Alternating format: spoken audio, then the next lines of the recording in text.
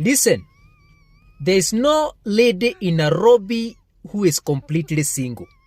Hakuna dem Nairobi anakuanga ati single kabisa. Hakuna.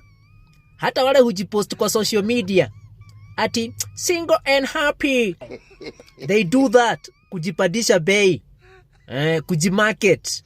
If you want to know whether I'm speaking the truth, visit a single lady's house on a weekend at night.